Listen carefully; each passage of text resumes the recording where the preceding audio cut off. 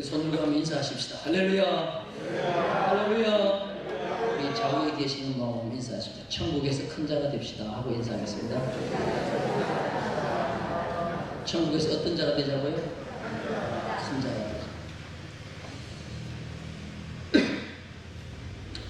여러분 질문을 하나 던져볼게요. 천국에 가면 다 똑같을까요? 상급이 다 똑같을까요? 아니면은 큰 상급 받는 자도 있고 적은 상급 받는 자도 있을까요? 똑같을까요? 다를까요? 아, 달라요? 그러면 여러분들 천국 가서 큰 상급 받기를 원해요? 아니면 적은 거 받기를 원해요? 아, 그렇죠. 천국에 가서 다 큰 거 받으셔야죠. 자, 그런데 오늘 성경에 보니까 천국에 가서 큰 상급 받을 자가 누군지를 잘 가르쳐 주고 있습니다. 그래서 오늘 이 말씀을 잘 들으면 특별히 우리 교사님들, 또 교사님뿐만 아니라 하나님의 몸된 교회에서 구역장이나 여러 가지 가르치는 사역을 하시는 분들, 저도 포함이 됩니다. 하늘나라에서 어떤 일을 했을 때 하늘나라에서 큰 상급 받는가, 그것을 잘 소개해 주고 있습니다. 우리 다시 한번 5장 19절을 한번 읽도록 하겠습니다. 우리 이한 씨가 이제 그 현리경을 가지고 아주 깊이 들여다보는 그런 마음을 가지고 한번 읽겠습니다. 그러므로 누구든지 이 계명 중에 지극히 작은 것 하나라도 버리고 또 그같이 사람을 가르치는 자는 천국에서 지극히 작다 일컬음을 받을 것이요 누구든지 이를 행하며 가르치는 자는 천국에서 크다 일컬음을 받을 것이다. 자, 오늘 말씀의 제목이 뭡니까? 행하며 가르치는 교사. 우리 교사 헌신 예배에 행하며 가르치는 교사 라는 주제로 제가 말씀드립니다. 왜? 천국에 가니까 행하며 가르치는 자가 큰 자라고 했습니다. 그런데 적은 것 하나라도 버리고 그같이 사람을 가르치는 자는 천국에서 지극히 작다 일컬음을 받는다고 했습니다. 바리새인들이 예수님 당시에 바리새인들이 예수님에게 책망을 굉장히 받습니다. 어떻게 보면 예수님하고 바리새인들은 극과 극이었어요. 근데 바리새인들은 성경을 잘 알았습니다. 성경 박사들이에요. 그런데 그들이 왜 예수님과 충돌을 일으킬까? 왜 그들이 예수님을 싫어했을까? 자, 성경에 보니까 그 이유가 나와 있습니다. 마태복음 23장 3절 말씀 다 같이 읽겠습니다. 시작. 그러므로 무엇이든지 저희의 말하는 바는 행하고 시키되 저희의 하는 행위는 본받지 말라. 저희는 말만 하고 행치 않는다. 말만 하고 행치 않는다. 말한 것을 그대로 살면서 실천하면서 본을 보여야 되는데 바리새인들은 그렇지 못했다는 거예요. 말만 하고 말한 대로 저들은 행동 안 한다는 거예요. 그러니까 바리새인들은 예수님이 제일 싫어하셨습니다. 예수님의 교육 방법은 그건 무엇이냐? 예수님의 교육 방법이 어떻게 보면 성경적 교육 방법으로서 정말 좋은 방법인데요. 예수님은 말한 대로 그대로 모범을 보이신 분이었어요. 마태복음 16장 24절에 보니까 예수님께서 이런 얘기를 해요. 예수께서 제자들에게 이르시되 아무든지 나를 따라오려거든 자기를 부인하고 자기 십자가를 지고 나를 쫓아라. 십자가를 지고 나를 쫓아라고 했어요. 여러분, 예수님이 그러면 십자가를 지고 나를 쫓아라고 했으면은 예수님도 십자가를 즐겨 지셔야 되잖아요. 예수님도 십자가를 즐겁게 지시면서 하나님을 따라야 되는 거예요. 근데 성경에 보세요. 예수님 십자가를요 즐거운 마음으로 지셨어요. 자, 우리 성경도 한번 봅니다. 마태복음 26장 39절입니다. 다 같이 읽겠습니다. 조금 나아가서 얼굴을 땅에 대시고 엎드려 기도하여 가라사대 내 아버지여 만일 할만하시거든 이 잔을 내게서 지나가게 하옵소서. 그러나 나의 원대로 마옵시고 아버지의 원대로 하옵소서. 다시 말해 십자가를 하나님이 지기를 원한다고 하면 나도 기꺼이 지겠다고 하는 가르친 대로 행동하는 예수님이었습니다. 이게 바로 뭐냐면 예수님의 교육 방법이었어요. 그래서 교사가 왜 힘드냐 하면 가르치기만 하기 때문에 힘든 게 아니에요. 내가 가르친 대로 어떻게 해야 돼요? 살아야 되기 때문에, 모범을 보여야 되기 때문에 이게 힘든 거예요. 그 아이들은 본 그대로 행동합니다. 가르친 대로 행동하지만 모범을 보여준 대로 그대로 하는 거예요. 그리고 요사이 아이들은 선생님이 벌써 가르치는 거하고 선생님 행동 다르면 선생님 그렇게 하는 거 아닌데요, 이렇게 따지는 거예요. 왜 설교자가 힘들고 왜 교사가 힘듭니까?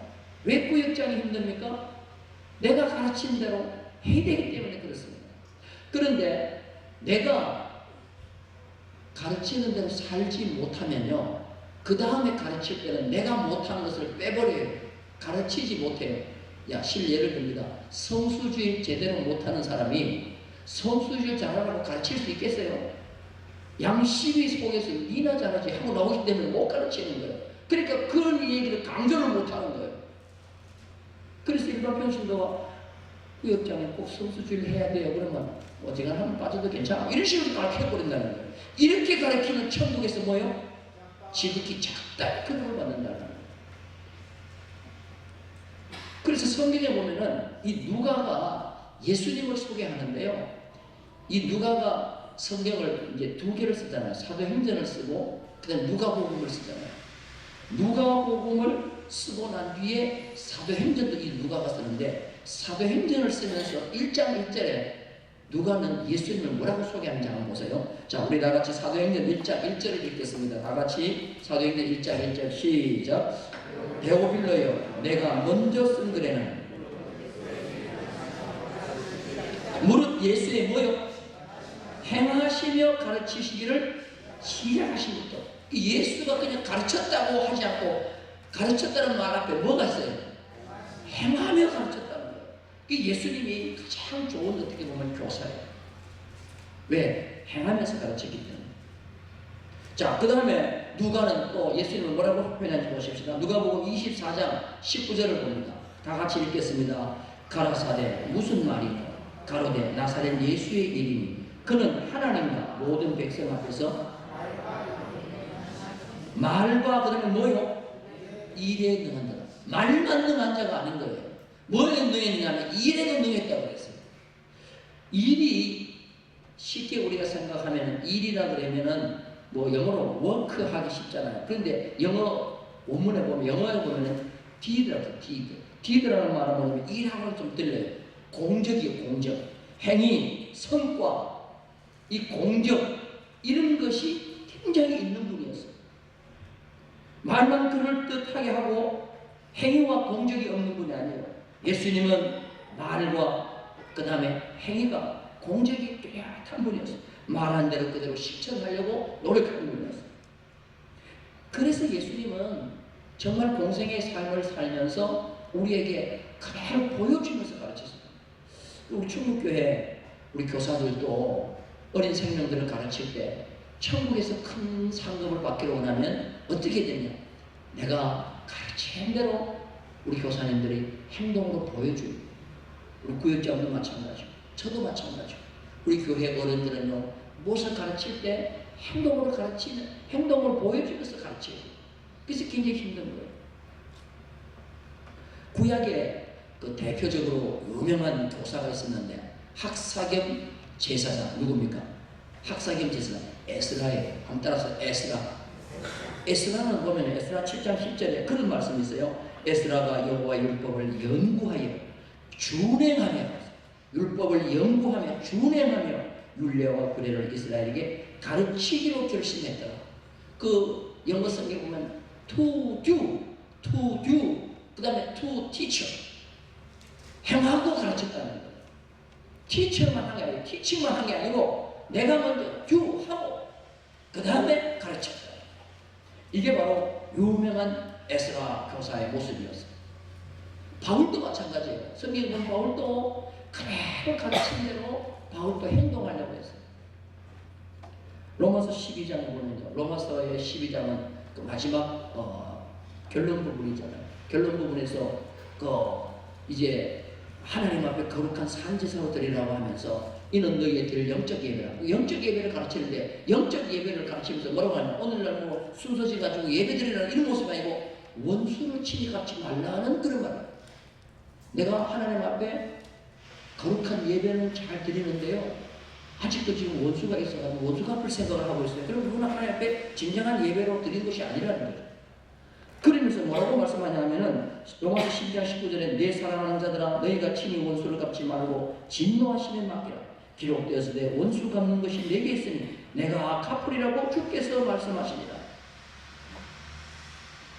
하나님 앞에 맡기는 것이 뭐냐 하면은 숯불을 머리에 쌓는 것과 똑같다 그랬어요. 숯불을 뭐요? 머리에, 여러분 숯불 머리에 한번 쌓아봤어요? 그래서 나는 이 숯불을 머리에 쌓는 게 도대체 뭔가 봤더니요, 옛날에 우리나라도 마찬가지예요. 불씨를 꺼트리면 안 돼요. 며느리가 집에 와서 불씨 꺼트리면 어떻게 해요? 쫓겨나요. 이스라엘도 마찬가지예요. 그래서 불씨를 꺼트리면 할 수 없이 화로를 이고 이웃집에 가서 불씨를 이렇게 빌려요. 불씨를 좀 달라고 그래요. 그런데 친한 집에 갔더니 다 꺼졌어. 다 꺼졌어. 근데 딱 한 집이 남았는데 어떤 집이냐면 원수야. 나랑 원수 같이 지내는 집이요. 근데 그 집에 가서 불씨를 빌릴 수밖에 없어요. 그래서 이 사람이 너무너무 죄송스럽고 미안해서 원수같이 지내는 집이지만 불씨를 얻으려고 화로를 이고 갔더니 그 집이 원수라고 그냥 가라고 하지 않고 그 화로에다가 불씨를 모여 혹시나 가다 꺼트릴까 불을 한가득 담아주는 거예요. 이게 하나님께서 친히 원수 갚는 방법이라는 거예요. 자, 그러면 그 사람이 원수의 집안에 가가지고 화로에 불씨를 가득 안고 얻어가지고 돌아올 때 마음속으로 어떻게 생각하겠어요? 참, 저 집은 나보다 낫다. 나는 원수같이 생각했는데 원수인 나에게 이렇게 불씨를 많이 담아주나? 앞으로 그 두 사이가 원수가 되겠어요? 안 되겠어요? 원수 안 되는 거예요. 여러분들 원수가 오거든 불씨를 뭐예요? 더 많이 담아주는 그런 자가 되는 바랍니다. 그게 얼굴을 더 화끈거리게 하는 거예요. 불씨를 그냥 가지고 얼굴을 찢어가지고 얼굴을 화끈거리는 게 아니고 그 위에 담아주므로 말미암아 그 사람의 얼굴이 화끈하게 만들어요. 저 사람이 나보다 낫다. 모든 것에서 나보다 낫다. 나는 원수같이 생각하고 있는데 원수인 내가 왔는데 이렇게 불씨를 담아주다니. 사랑하는 성도 여러분들, 때로는 정말 미워하는 자가 여러분에게 도움을 요청하거나 원수 갚는 날은 이때다 생각하고 그냥 돌려보내는 게 아니고 뭐예요? 달라는 것을 얼마만큼 그냥 넘치도록 부어주는 거예요. 믿으시면 아멘? 아멘. 이게 바로 뭐냐면은 정말 멋있는 교사의 모습이에요. 참 저도 그렇게 살아야 되는데 여러분들 그렇게 사는 것이 바로 원수 갚는 것이고 천국에서 큰 싸움하는 큰 상급 받는 방법.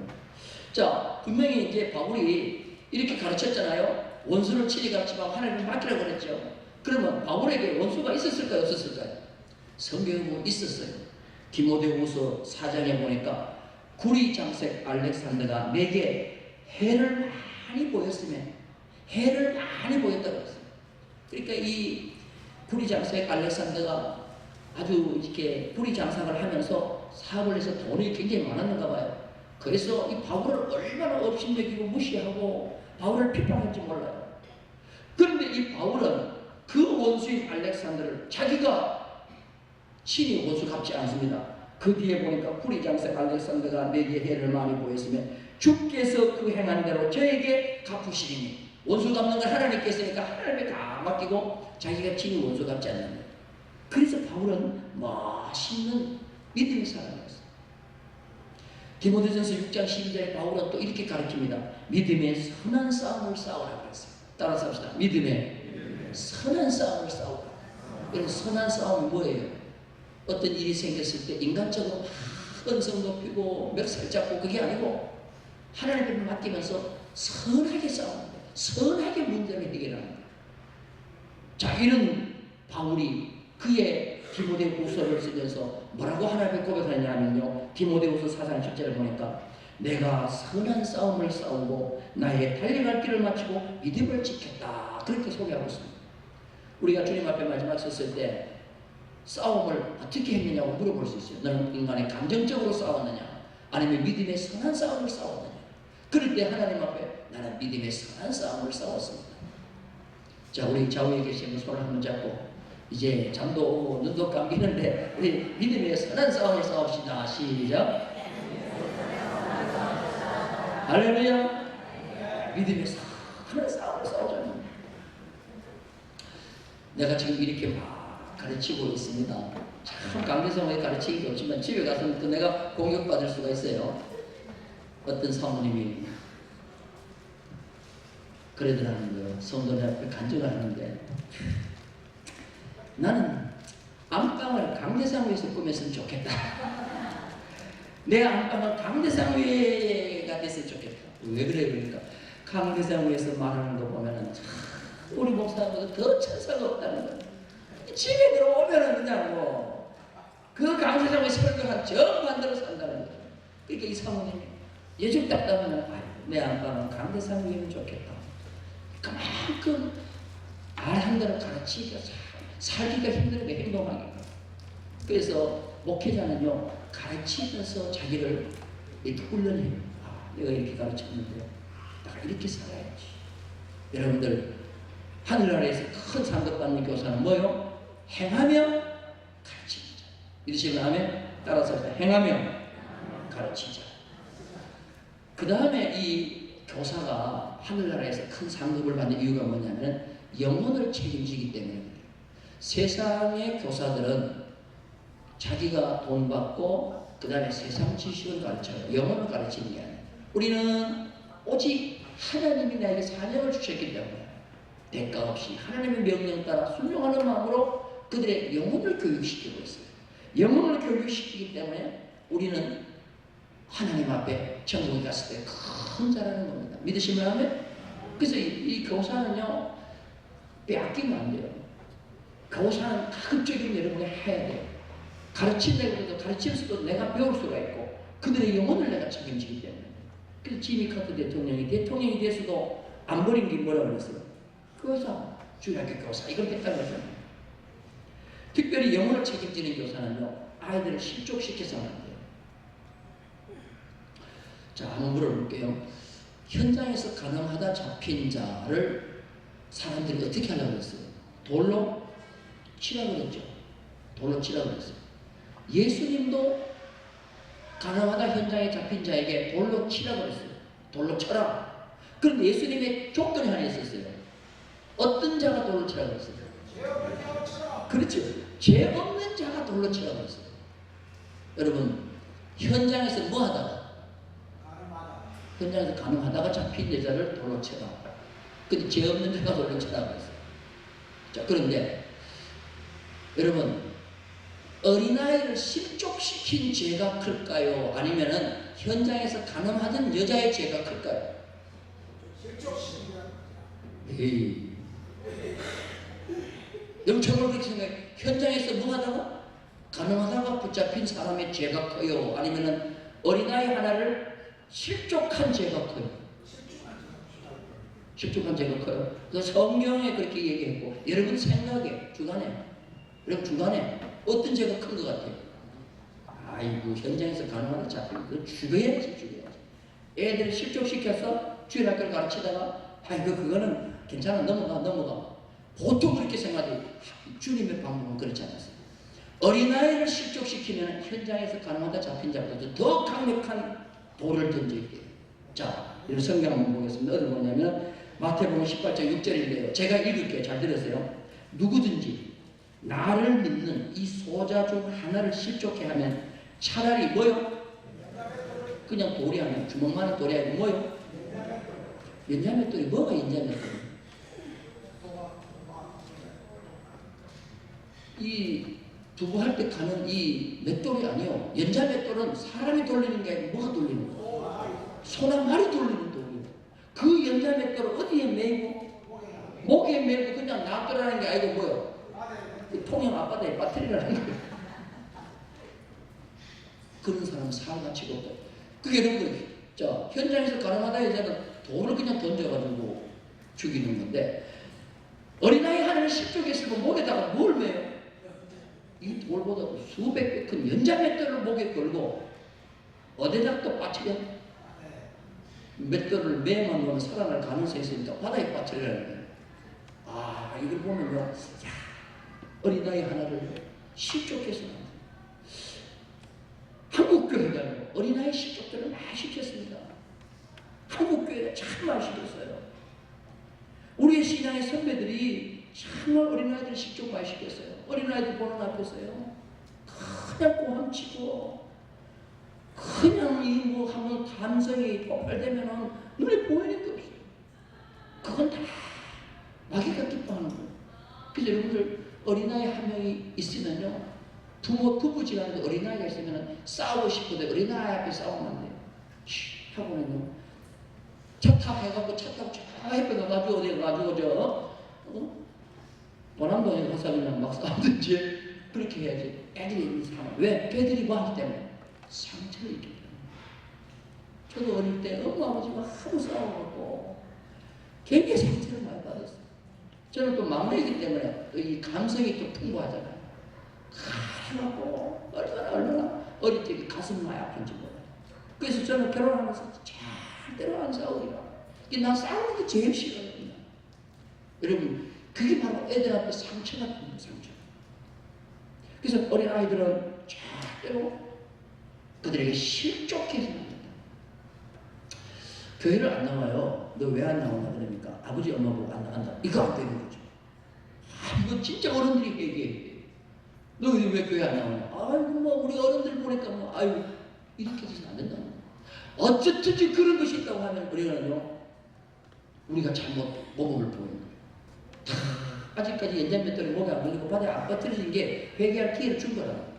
이렇게 우리가 빨리 회개하고 다음 세대한테는요 좋은 믿음의 본을 보여요. 덕을 끼치게 되더라고요. 전주교회에서 있었던 일인데 어떤 시골 교회에서요 주일날 미사를 드리는데 신부를 도와서 어린 소년 하나가 이제 성찬 예식에 이렇게 신부를 도와줍니다. 그런데 이 소녀가 그냥 포도주를 땅에 흘려버렸어요. 그러니까 이 신부가 호통을 치면서 쫓아냈어요. 다시는 이 미사에 참여하지 말라. 그 귀한 포도주를 쏟냐고. 그래서 너는 교회도 오지 말라고 쫓아버렸어요. 이후에 이 소녀는 정말 교회를 떠났습니다. 그가 장성하여 뭐가 되냐? 공산주의의 대지도자가 됐는데요. 그가 바로 유고슬라비아의 대통령인 티토가 됩니다. 티토. 아주 유고슬라비아를 정말 포악하게 정치했던 티토 대통령이 됩니다. 그런데 다른 도시에서 똑같이 미사에서 소년 하나가 돕다가 포도주를 쏟았어요. 신부는 당황해하는 그 소년에게 괜찮다. 절대로 하지 마. 절대로 두려워하지 마. 괜찮아. 너는 앞으로 보니까 큰 훌륭한 신부가 될 수 있어. 그렇게 얘기해 줬어요. 그랬더니 이 아이는요 열심히 공부해서 신부가 됐는데 그가 바로 뭐냐면 홀턴 시인이라고 하는 유명한 신부예요. 그 신부가 됐어요. 죽이기까지 올라갔어요. 같은 상황입니다. 똑같은 상황인데 한 사람은 실족을 시켰고 한 사람은 뭐예요? 그를 잘 격려했어요. 그때 어떻게 되세요? 위대한 일이 됩니다. 우리는 어떤 경우에라도 우리 제자들을 실족시키지 말고 하나님 앞에 정말 잘 세워가는 우리 교사들이 되기를 주님의 이름으로 축원합니다. 그리고 마지막으로 겸손한 교사가 하늘에서 큰 자가 될 수 있습니다. 행함을 가르친다는 것은요 겸손하지 않으면 절대로 행함을 가르칠 수가 없습니다. 내가 지난번에도 한 말씀드렸죠. 피바디 교육이라는 게 눈높이 교육이에요. 눈높이 교육. 피바디 선생님에 대한 얘기를 했습니다. 박물관 관리인이 어느 날 보니까 안진뱅이가 와가지고 그냥 온 그 박물관을 구경하는 거예요. 야, 안진뱅이가 와가지고 저렇게 열심히 메모도 하고 적고가는 거예요. 근데 갈 때는 모르니까 벌떡 일어나서 그냥 가는 거예요. 그래서 물었어요. 왜 안진뱅이처럼 이렇게 앉아서 이렇게 기어다니면서 보다가 갈 때는 왜 걸어가냐 했더니 예, 저는 유치원 선생님입니다. 내일 우리 유치원에서 아이들이 이 박물관을 견학하고 오는데 걔들 눈높이에서 내가 이것을 보고 설명해 주기 위해서 일부러 내가 안진뱅이처럼 앉아서 다니면서 구경을 했습니다. 그때 이 관리인이 깜짝 놀라는 거죠. 야, 이런 교사가 그 교사가 피바디예요. 그 피바디 교육이 눈높이 교육, 눈높이 교육. 정말 이 겸손한 거죠. 우리 중국교회 교사들도 눈높이 교사가 되기를 주님의 이름으로 축원합니다. 주님께서 뭐라고 말씀하셨어요? 나는 마음이 오냐고 겸손하니 나의 명을 메고 내게 배우라. 그러면 너희 마음이 뭐요? 쉼을 얻으리라. 쉼을 얻으리라. 그래서 주님은 마음이 정말 겸손하고 온유했어요. 자, 여러분들 오늘 오전 설교에 내가 말씀을 드렸는데 베드로가 예수님을 정확하게 대답을 했어요. 주는 그리스도시요 살아계신 하나님이니이다. 그러니까 예수님께서 베드로에게 바요나 시몬아 네가 복이 있다고 했어요. 한번 따라서 바요나. 바요나라는 말은 요한의 아들. 바는 아들이라는 말이에요. 요한의 아들 시몬아는 말이에요. 그래서 여러분 지난번에 내가 말씀드렸듯이 자기 이름을 부를 때 아버지의 이름을 불러가며 자기 이름을 부르면 이거는 극존칭이라고 그랬죠. 그러니까 베드로가 정확한 대답을 하니까 주님이 그를 칭찬하면서 베드로야 네가 복이 있다 하지 않고 바요한의 아들 시몬아 네가 복이 있다 이렇게 극존칭을 써준 거예요. 거기는 극존칭을 쓴 것이 이해가 돼요. 왜? 정답을 말했기 때문에. 근데 여러분들 예수님이 베드로에게 가장 극존칭을 쓴 것이 어딘지 아세요? 내가 지난번에 한 말씀을 드렸어요. 어디에요? 오전 설교랑 연결이 됩니다. 그렇죠. 주님을 배신하고 사명을 배신하고 갈릴리 바다에 가서 고기를 잡을 때 밤새도록 잡았는데 한 마리도 잡지 못했을 때 주님이 그 새벽에 가가지고 그 베드로를 위해서 아침에 밥상을 준비해 놓고 와서 이것을 먹으라고 그랬죠. 그런데 예수님이 거기서 보면 요한복음 21장에 보면요 첫 번째 베드로한테 할 말 고기를 가져오라 그럴 때는요 뭐라고 대답하느냐면 묻느냐면은 얘들아 너희 중에 고기가 있느냐라고 물어요. 얘들아. 그 얘들아라는 말이 그냥 파이디온이라는 말. 파이디온은 뭐냐면은 7살 아래에 오늘날로 유치원 아이를 부를 때 파이디온 그런데 그 예수님 나이하고 베드로 나이가 거의 비슷한데 베드로 보고 얘들아 고기 있냐고 물어요. 그런데 고기가 하나도 없다고 했죠. 조반을 먹고 난 뒤에 예수님이 베드로가 1대1 면담을 할 때 파이디온 하고 베드로를 안 불러요. 뭐라고 부르냐? 역시 요한의 아들 시몬아라고 불러요. 바요나 헬라어 원어는 바요나 요한의 아들 시몬아 네가 나를 사랑하느냐. 근데 이것도 한 번도 아니고 몇 번요? 3번. 자기를 배신하고 사명을 배신하고 저 바닷가에서 고기 잡고 밤새도록 철저하게 실패했는 그 베드로를 찾아가서 주님이 극존칭 3번을 써요. 드디어 베드로는요 거기서 예수님 앞에서 녹아져.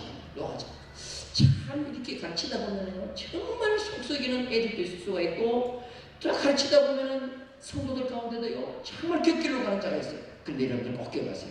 예수님은 겸손하게 끝까지 놓치지 않고 그들을 뭐예요? 끌어안는 그런 모습이었어요. 설령 가르치는 자를 배신하고 도망가더라도 우리는 끝까지 찾아가서 어떻게 돼요? 또 그를 극존칭하면서 끌어안으면서 품어주면서 세워줄 줄 알 때 이것이 바로 뭐냐면 하늘에서 큰 상급을 받을 수 있는 그런 교사가 될 줄로 믿습니다. 우리 중국교회 교사들 또한 구역장님들 우리 모든 중직들은 이러한 교사가 되어서 하늘나라에서 큰 상급의 주인공 되기를 주님의 이름으로 축원합니다.